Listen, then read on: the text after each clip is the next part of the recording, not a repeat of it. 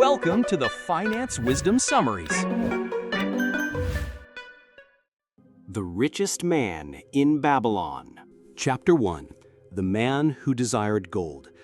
Bernstein, a chariot builder, and Kabi, a musician, are friends who realize they've worked hard their entire lives but have nothing to show for it in terms of wealth. They lament their empty purses despite living in the richest city in the world, Babylon. They question why some men acquire wealth easily while they struggle. They decide to seek advice from Arkad, their childhood friend who has become the richest man in Babylon. Kabi realizes they have succeeded in their crafts because they dedicated their best efforts to them, and now they must apply the same dedication to acquiring wealth. Key takeaways. The realization of financial inadequacy is the first step towards seeking wealth. Wealth is not a matter of luck, but of understanding and applying certain laws.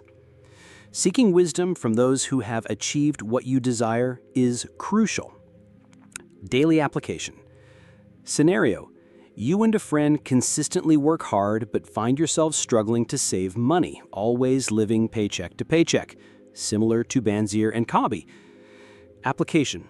Instead of just wishing for more money, identify someone you know who is financially stable and ask them for some advice on how they manage their finances and built their wealth. This mirrors Bernstein and Kabi seeking out Arkad. Invest your savings wisely, seeking advice from those with proven experience, not from those unfamiliar with money matters. True wealth comes from your money earning more money.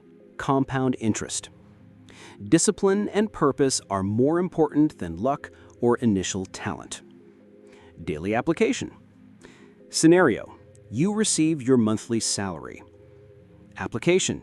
Before paying any bills or making any purchases, immediately transfer 10% of your income into a separate savings account. This is paying yourself first. Then research a reputable financial advisor or a low-cost, diversified investment fund and start regularly investing these savings, rather than letting them sit idle in a low-interest account or spending them on impulsive buys. Chapter 2. The Richest Man in Babylon. Arkad, the richest man in Babylon, is approached by old friends who question why fate has favored him with wealth while they remain poor despite having similar backgrounds. Arkad explains that wealth is not due to fickle fate, but to understanding and observing the laws of wealth. He recounts his journey, starting as a humble scribe with a desire for wealth, not superior intellect or inheritance. His first mentor, Algamish, the moneylender, taught him the fundamental principle: a part of all I earned was mine to keep. Arkad consistently saved 1/10 of his earnings. He learned the importance of seeking advice from experienced individuals after losing his first savings by trusting a brickmaker with an investment in jewels. He also learned that saved money must work for you to multiply, not be spent on immediate gratification. Arkad emphasizes that willpower is simply unflinching purpose to complete a task. He advises others to consistently save a portion of their income, at least 1/10, make their savings work for them, ensure a future income, and consult with wise men regarding investments. Key takeaways. The secret to wealth is simple. Pay yourself first by saving a portion of all you earn. Savings are seeds that grow into wealth if consistently nurtured. Invest your savings wisely, seeking advice from those with proven experience, not from those unfamiliar with money matters. True wealth comes from your money earning more money. Compound interest. Discipline and purpose are more important than luck or initial talent. Daily application. Scenario: you receive your monthly salary. Application. Before paying any bills or making any purchases, immediately transfer 10% of your income into a separate savings account. This is paying yourself first. Then research a reputable financial advisor or a low-cost, diversified investment fund and start regularly investing these savings rather than letting them sit idle in a low-interest account or spending them on impulsive buys. Chapter 3. 7 Cures for a Lean Purse. Babylon, despite its wealth, faced a problem where gold was concentrated in the hands of a few, leaving many citizens poor. King Sargon sought Arkad's help to teach all citizens how to acquire wealth. Arcad outlines 7 cures for a lean purse. Start thy purse to fattening. Save at least 1/10 of all you earn. Control thy expenditures. Budget your expenses to live on the remaining 9/10, distinguishing between necessary expenses and desires. Make thy gold multiply. Put your savings to work by investing them to earn more. Guard thy treasures from loss. Invest cautiously, prioritizing principal security and seeking advice from experienced individuals. Make of thy dwelling a profitable investment. Own your own home, reducing living costs and building an asset. Ensure a future income. Plan for old age and family protection through long-term investments or provisions. Increase thy ability to earn.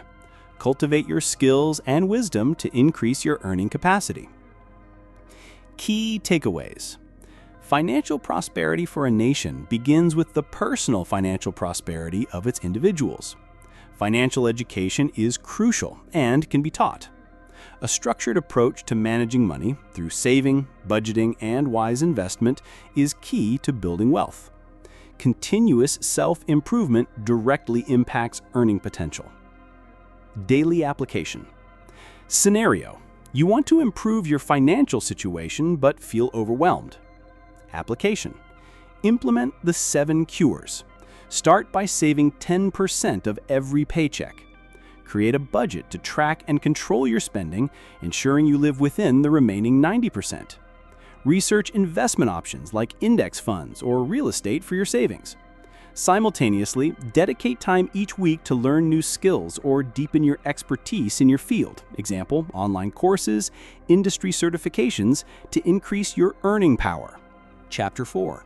Meet the Goddess of Good Luck. The Babylonians, like people today, desired good luck and sought ways to attract it. Arcad leads a discussion in the Temple of Learning about the nature of good luck. Participants discuss different perspectives, from chance happenings to divine favor. The consensus emerges that good luck is not found in gambling, where the odds favor the house. 2 tales are shared where individuals almost gained good fortune, but lost it due to hesitation or procrastination. Arcad concludes that good luck can be enticed by accepting opportunity. Men of action who seize opportunities are favored by the goddess of good luck. Key takeaways. Luck is not a random occurrence, but often a consequence of being prepared and seizing opportunities. Gambling is a losing proposition because the odds are inherently against the player. Procrastination is a significant obstacle to financial success and good fortune. Taking prompt and decisive action when an opportunity arises is crucial. Daily application. Scenario. You hear about an opportunity to invest in a growing local business, but it requires quick decision-making and some initial capital. Instead of procrastinating or dismissing it as too risky, quickly evaluate the opportunity by researching the business and its management. If it aligns with your financial goals and risk tolerance, and you have the part of all you earn saved, act decisively. This is attracting good luck by embracing opportunity rather than waiting for something to fall into your lap. Chapter 5. The 5 Laws of Gold. Kalabab, a camel trader, shares Arcad's wisdom, passed down through Nomasir, Arcad's son. Arcad gave Nomasir a bag of gold and a clay tablet inscribed with the 5 laws of gold to test his ability to manage wealth. Nomasir initially lost his gold due to inexperience in poor investments, such as a rigged horse race or a foolish partnership. He then diligently followed the 5 laws of gold to rebuild his wealth. The 5 laws of gold are: gold cometh gladly and in increasing quantity to any man who will put by not less than 1/10 of his earnings to create an estate for his future and that of his family. This means consistent saving. Gold laboreth diligently and contentedly for the wise owner who finds for it profitable employment, multiplying even as the flocks of the field. This means investing wisely to make money grow. Gold clingeth to the protection of the cautious owner who invests it under the advice of men wise in its handling. This means seeking expert financial advice. Gold slippeth away from the man who invests it in businesses or purposes with which he is not familiar, or which are not approved by those skilled in its keep. This means avoiding investments outside your understanding or without expert approval. Gold flees the man who would force it to impossible earnings, or who followeth the alluring advice of tricksters and schemers, or who trusts it to his own inexperience and romantic desires in investment. This means avoiding get-rich-quick schemes and unrealistic expectations. Nomasir returned to his father after 10 years, having not only recouped his losses but significantly increased his wealth, proving the value of wisdom over initial gold. The most important lessons. Wealth is a result of consistent saving, wise investment, and seeking competent advice. Avoiding speculative and unfamiliar investments is as important as making good ones. True wealth grows gradually and steadily, not overnight. A practical example. Scenario. You've started saving money and now a friend approaches you with an exciting but complex business venture in an industry you know nothing about, promising huge returns quickly. Application. Refer to the 4th and 5th laws of gold. Decline the offer, or at the very least, consult a seasoned financial advisor who understands that specific industry. Do not invest in something you don't fully understand or that promises unrealistic returns, regardless of how enticing it sounds. This protects your principal from loss, allowing it to labor diligently in safer, more familiar investments. Chapter 6. The Gold Lender of Babylon. Rodin, a spearmaker, receives a gift of 50 pieces of gold from the king and seeks advice from Mathon, the gold lender, on how to manage it. Mathon emphasizes that gold brings responsibility and new challenges, including the fear of loss and the temptation to lend unwisely. Mathon shares a parable of the ox and the ass, highlighting that helping friends should not come at the cost of taking on their burdens. Mathon explains his lending philosophy. Safest loans are backed by assets of greater value than the loan. Loans can be made to those with reliable earning capacity based on human effort. He warns against lending to those with no property or assured income, especially those prone to indiscretion. Mathon advises Rodin to keep his gold safe as a priority and to lend it cautiously, in many places and to established enterprises with proven success. He warns against being swayed by fantastic plans promising unusually large returns, as these often lead to loss. The underlying message is, better a little caution than a great regret. Key takeaways. Lending money requires careful judgment to ensure both the principal's safety and the borrower's ability to repay. Avoid taking on the financial burdens of others, even loved ones, if it jeopardizes your own financial well-being. Diversify investments, lend in many places, and associate with established, wise individuals and enterprises. Be skeptical of promises of excessively high returns, as they often hide high risks. Daily application. Scenario. A close relative asks to borrow a significant sum for a new business venture they have little experience in. Application.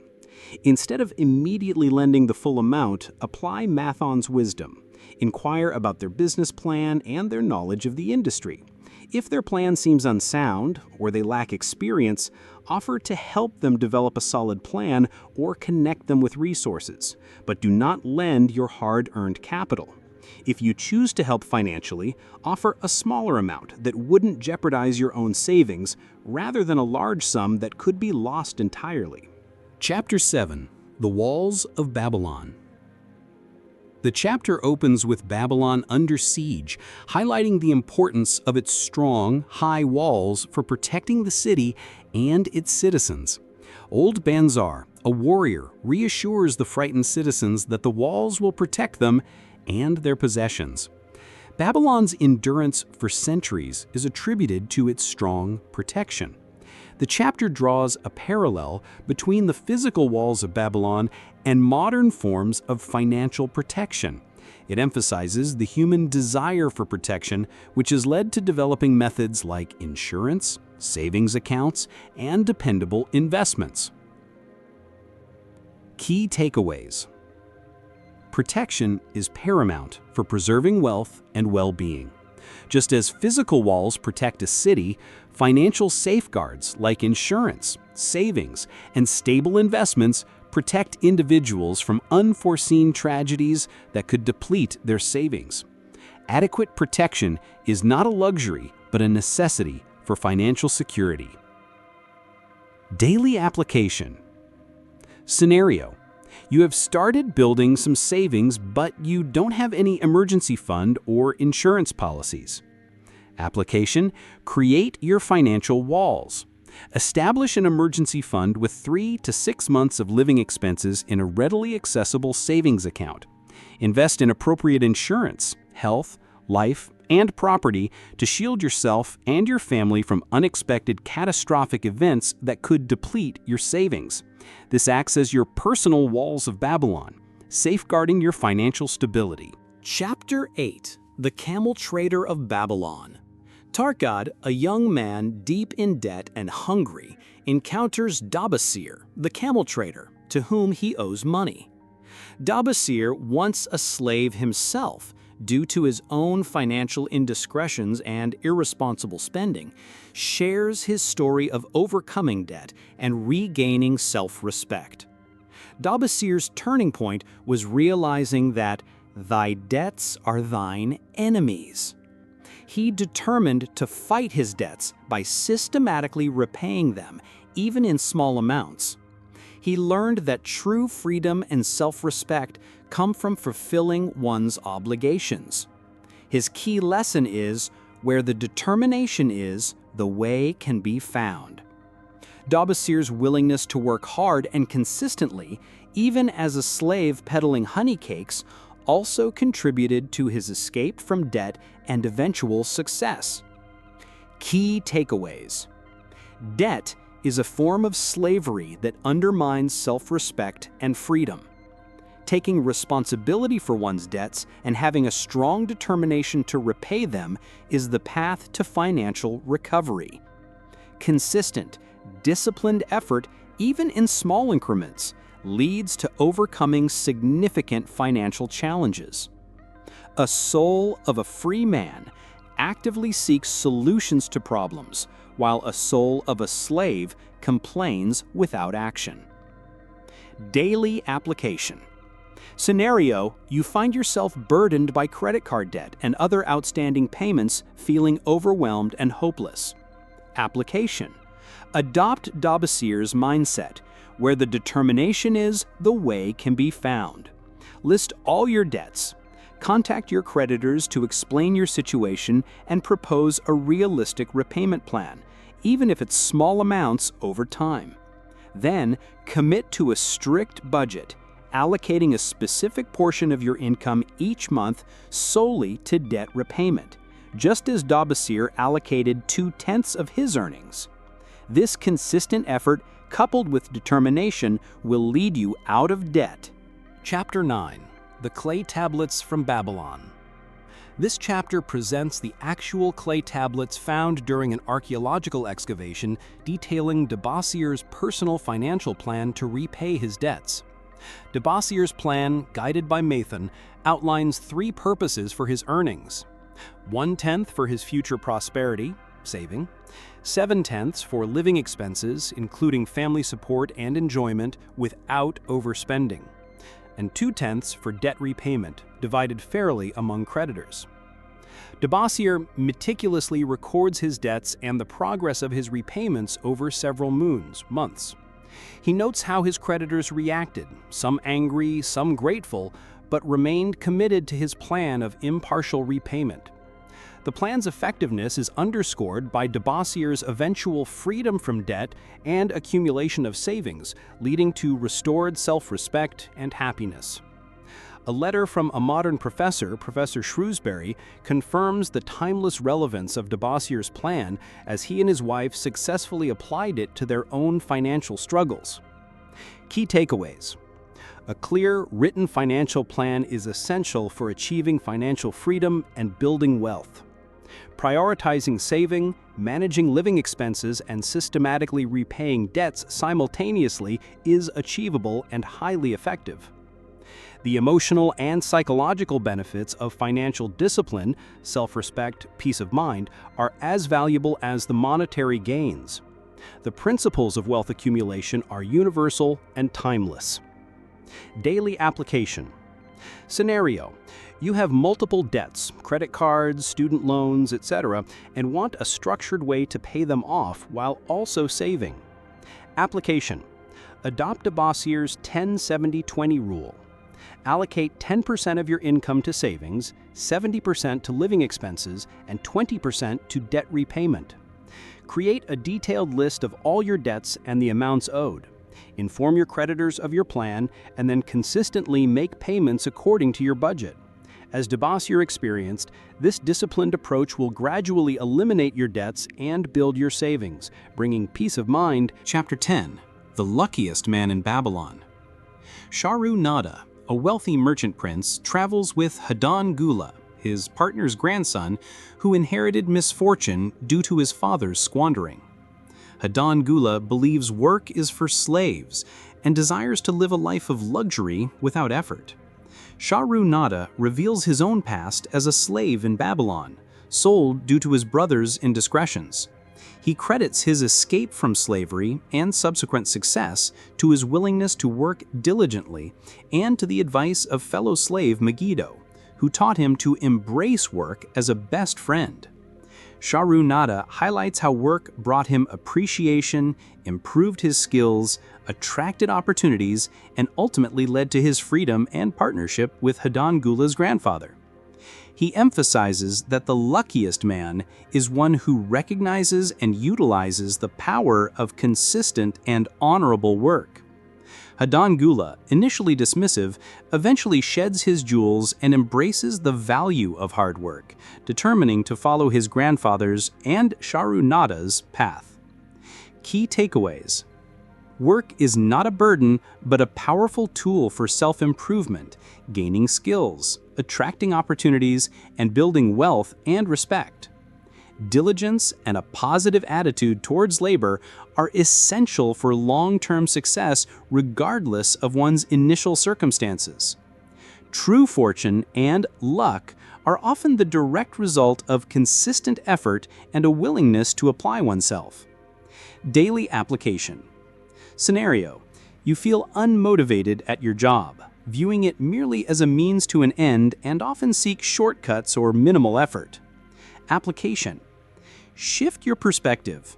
Instead of seeing your job as a chore, view it as an opportunity to cultivate new skills, improve existing ones, and demonstrate your value.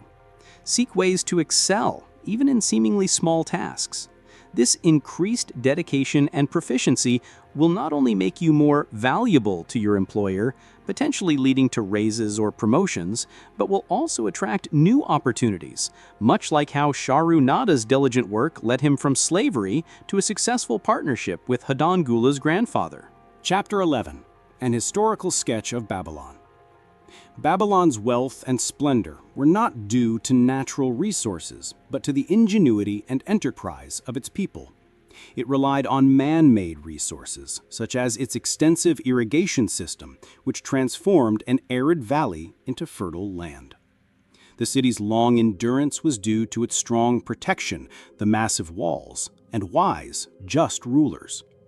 Babylonians were pioneers in engineering, astronomy, mathematics, and finance, inventing concepts like money, promissory notes, and written property titles. Despite its grandeur and wisdom, Babylon eventually fell due to the withdrawal of the energizing human forces that sustained it, becoming a ruin. The wisdom of Babylon, preserved on clay tablets, endures despite the city's physical decay. Key takeaways. Prosperity whether for an individual or a civilization, is primarily a result of human effort, ingenuity, and disciplined action, not innate advantages. Strong foundations and consistent maintenance, physical or financial, are essential for long-term survival and growth. The principles of sound financial management are timeless and universal, transcending eras and cultures. Daily application. Scenario. You might think your current financial situation is limited by your background or external circumstances. Application. Recognize that, like Babylon, you can create wealth and opportunity through your own ingenuity and hard work, regardless of perceived initial disadvantages. Focus on developing your man-made resources, your skills, knowledge, and discipline, rather than waiting for external natural resources, e.g., a sudden inheritance or windfall. This involves continuous learning, strategic planning, and persistent effort to build your financial irrigation system and walls. Main idea of the richest man in Babylon. The Richest Man in Babylon condenses timeless financial wisdom into engaging parables from ancient Babylon. Its core message is that wealth is not a matter of luck, but the result of applying universal, unchanging principles. The book emphasizes paying yourself first by saving at least 1/10 of all earnings, controlling expenditures, making savings multiply through wise investments, protecting capital, and increasing earning ability. It highlights the importance of seeking expert advice, avoiding speculation, taking decisive action, and understanding that consistent, disciplined effort leads to financial security and lasting prosperity. This practical guide equips individuals to build wealth and achieve financial freedom. If you enjoyed the content, please consider supporting the author. Thanks for watching, and if you like this video, subscribe. Now, let's go to the next video.